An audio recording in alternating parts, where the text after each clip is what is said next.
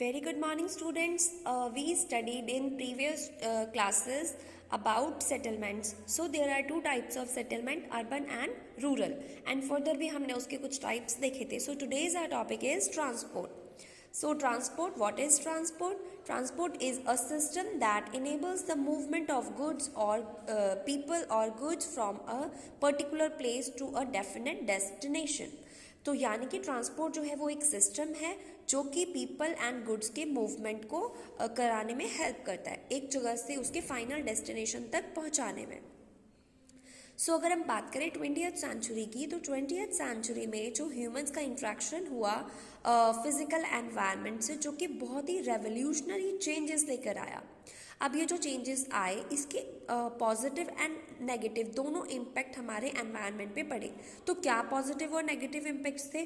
Positive impacts तो हम कह सकते हैं कि बहुत सारी चीज़ों की इन्वेंशन हुई है ना। नेक्स्ट जो है वो नेगेटिव इम्पैक्ट तो हम अपने एनवायरनमेंट में आजकल देख ही रहे हैं, लाइक पॉल्यूशन हो गया, एयर क्वालिटी इंडेक्स जो हमारा दिन पे दिन गिरता जा रहा है। ठीक है, ये सारी की चीज़ें जो हैं वो हमारे नेगेटिव इम्पैक्ट हैं एनवायरनमेंट के, जो भी ह्यूमंस का इंट्रैक्शन बहुत ज़्यादा हुआ। Now we will see the characteristic of transport network. तो उसके क्या क्या characteristics हैं? First characteristic is utility services. तो what is the utility services? Utility service are generic services that all consumers with common needs can use. यानी कि जो consumers हैं उनकी basic needs, बिल्कुल जो common needs हैं, जो सर्विसेज प्रोवाइड की जाती है उनकी कॉमन नीड्स को पूरा करने के लिए, उसको ही हम बोलते हैं utility services. It also include telecommunication, natural gas and transport. So इसमें हम ट्रांसपोर्ट के बारे में देखेंगे कि transport is a utility service carrying both passengers and goods across geographic locations. यानी कि पैसेंजर्स एंड गुड्स दोनों को एक जगह से दूसरी जगह पर ले जाने में हेल्प करती है। नेक्स्ट हम देखें सोशल इंटरेक्शन, लोगों के बीच आपस में लिंक बनाने में बहुत हेल्प करती है। Also improve social, political and economic interaction among people.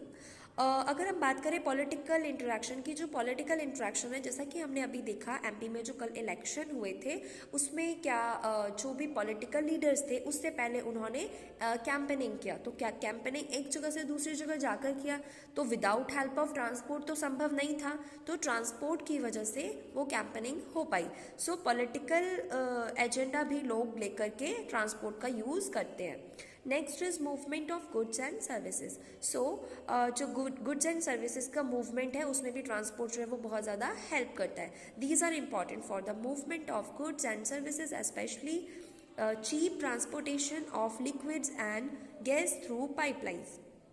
आज के टाइम पे हम देखते हैं कि हमारे जो घरों में एलपीजी यूज़ होता है उसकी पाइपलाइंस बिछा दी गई हैं। सो पाइपलाइंस के थ्रू हमारे यहाँ पे एलपीजी जो है वो सप्लाई होती है। तो this is the also part of transport system. So next character is mobility. Mobility यानी कि it promotes the movement of people, लोगों की मूवमेंट को प्रमोट करता है एक जगह से दूसरी जगह पर ले जाने में। In fact is the main tool of globalization. जो ग्लोबलाइजेशन है उसका एक मेन टूल साबित हुआ है। What is globalization? Globalization made the world more connected. जब भी कोई भी कंट्री दूसरी कंट्री के साथ कनेक्टेड होता है, या फिर हम कह सकते हैं कि चीज़ों का या फिर सर्विसेज का आदान प्रदान होता है, इवन थॉट्स का, तो उसको हम बोलते हैं globalization. Next character is employment. Employment जो है, कई लोग नई नई अपॉर्चुनिटीज़ के लिए अपना जो मेन जो प्लेस है उसको छोड़कर कहीं और शिफ्ट हो जाते हैं, चले जाते हैं इन दी सर्च ऑफ एम्प्लॉयमेंट। तो वो क्या है, वो भी किसकी वजह से संभव हो पाया? ट्रांसपोर्ट सिस्टम की वजह से। Now we will see means of transport. तो मीन्स ऑफ ट्रांसपोर्ट यानी कि क्या क्या मीन्स है ट्रांसपोर्ट के। तो अगर हम देखें, humans have used all the three mediums. Humans आज के टाइम पे तीनों मीडियम्स का यूज कर चुका है, लैंड हो, एयर हो, वाटर हो, for their transportation. In physical terms, transport has basically remained the same as it was at the beginning of the 20th century. अगर हम ट्रांसपोर्ट को देखें तो जो 20th सेंचुरी के बिगनिंग में था जिस तरीके से, आज भी वो वही है. But modernization has however led to several innovation and improvements in term of comfort, safety and speed. But modernization जो हुआ है 20th सेंचुरी से अब तक, उसमें कुछ इनोवेशंस आए हैं, इम्प्रूवमेंट्स आए हैं, चाहे वो कंफर्ट को लेकर कह सकते हैं, हम सेफ्टी को लेकर कह सकते हैं, या फिर स्पीड को लेकर. So what are the means of transport जो कि हम इस चैप्टर में देखेंगे is airlines, railways, waterways, roadways and pipelines continue to be important means of transport.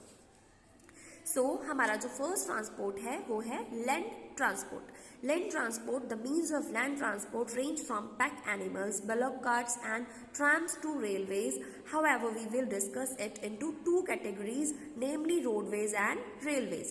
So, हम land transport को दो parts में categorize करते हैं. First is roadways and second is railways.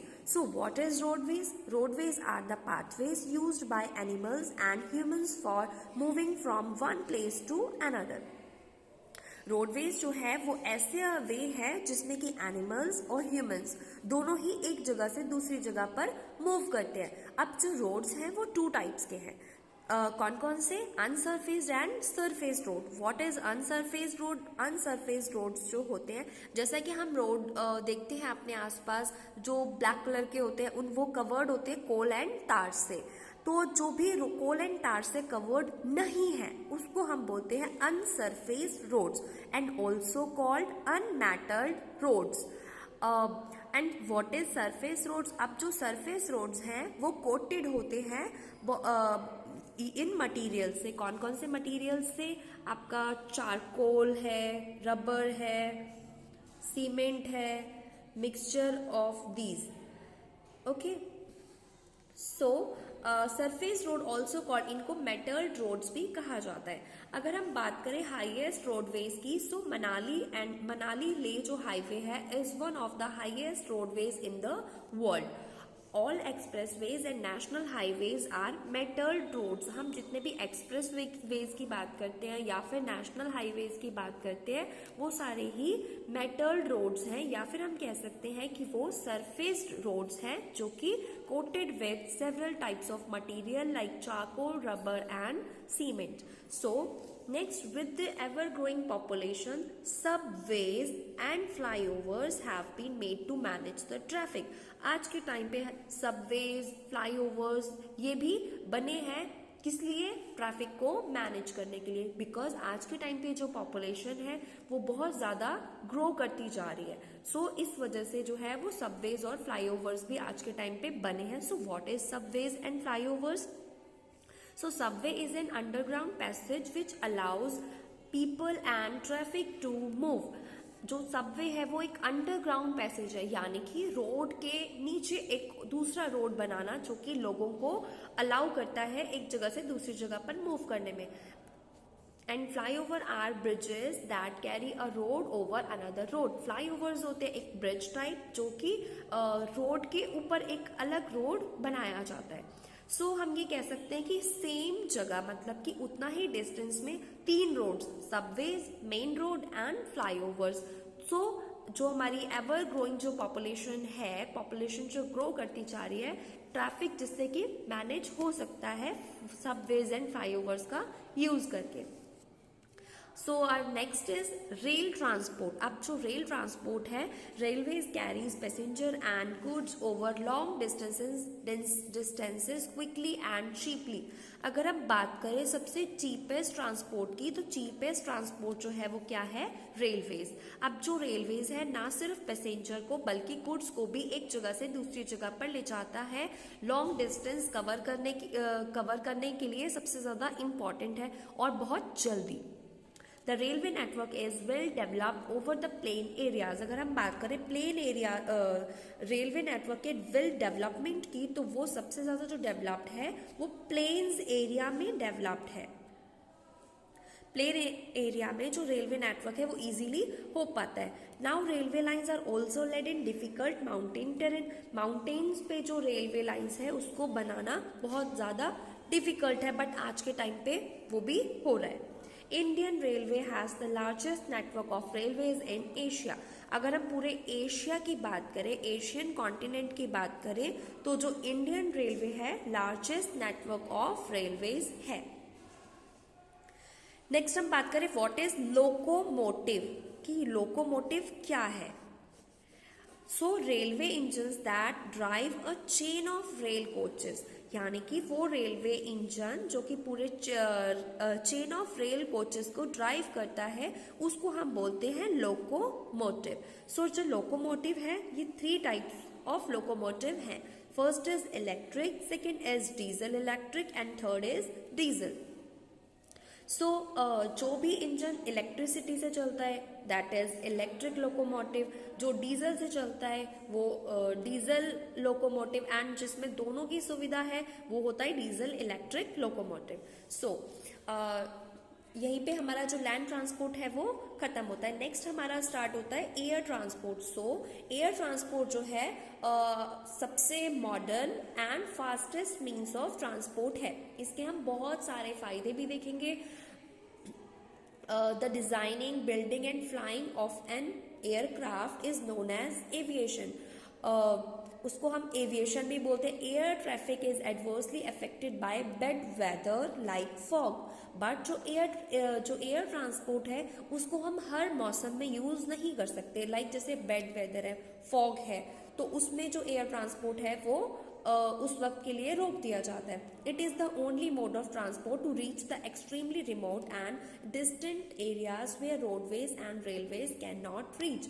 अब जो हमारा एयर ट्रांसपोर्ट है वो एक अकेला ऐसा मोड ऑफ ट्रांसपोर्ट है जो कि एक्सट्रीमली रिमोट एरिया में या हम कहें डिस्टेंट एरियाज में भी पहुंचा जा सकता है जहां पर रोडवेज एंड रेलवेज कनेक्ट नहीं होते। Air transport is the most expensive mode of transport. अब क्योंकि इसके बहुत सारे फायदे हैं और इसमें जो फ्यूल पड़ता है वो काफ़ी महंगा है, एक्सपेंसिव है, जिस वजह से जो एयर ट्रांसपोर्ट है वो most expensive mode of transport है।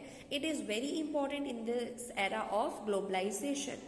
ये आज के ग्लोबलाइजेशन के एरा में बहुत ज़्यादा इम्पॉर्टेंट है, जिसमें कि ग्लोबलाइजेशन जैसा कि हमने देखा कि पूरा वर्ल्ड जो है वो आज कनेक्टेड फील करता है।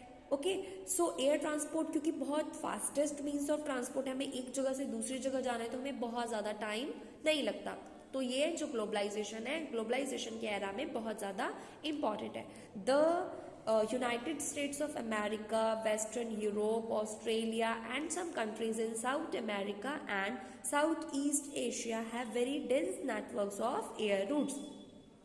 यानी कि हम कह सकते हैं जो कि डेवलप्ड एरियाज हैं जो, या फिर जहाँ पे जो डेवलपिंग है जो, वो भी अच्छा खासा डेवलप कर चुके हैं, वहाँ पर जो नेटवर्क है एयर रूट्स का वो बहुत ज़्यादा एफिशिएंट है।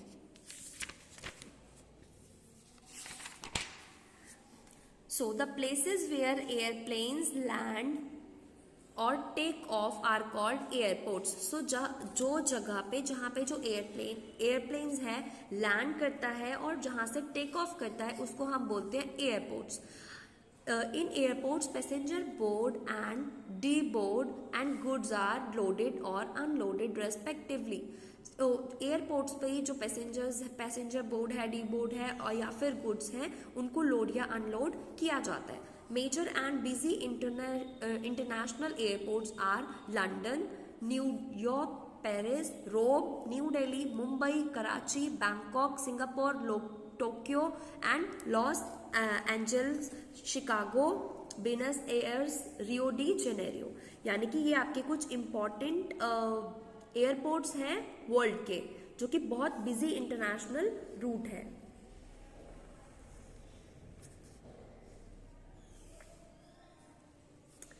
So our next transport is water transport. Waterways have been in use since time immemorial, यानी कि वाटरवेज जो है वो बहुत पुरानी टाइम से यूज किया जाता है, बहुत ओल्डेस्ट मीन्स ऑफ ट्रांसपोर्ट है।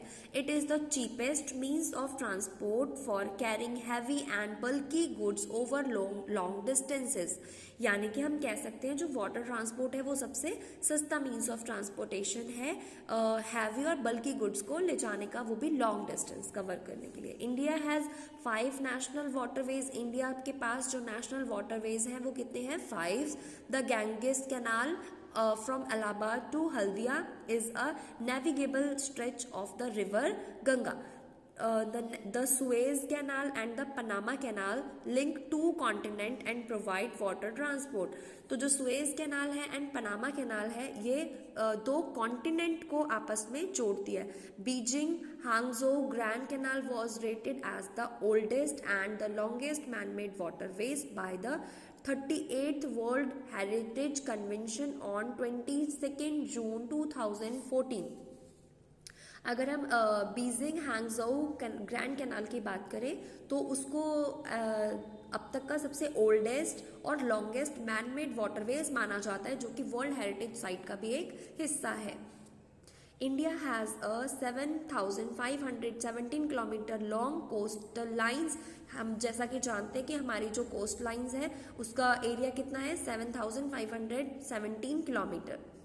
And 12 major and 200 minor and intermediate ports. कितने पोर्ट्स हैं हमारे पास? जो 12 है वो मेजर पोर्ट्स हैं, 200 माइनर पोर्ट्स हैं। Of these Mumbai, Kandla, Chennai and Paradip are the most important. इसमें भी सबसे इंपॉर्टेंट कौन से हैं? मुंबई, कैंडला, चेन्नई, पैरादीप जो है ये हमारे इंपॉर्टेंट पोर्ट्स हैं। So water transport can generally be divided into inland waterways and sea routes. Now water transport को भी generally जो divide किया गया है वो two parts में divide किया गया है। कौन कौन से? inland waterways and sea routes. So inland waterways क्या होता है?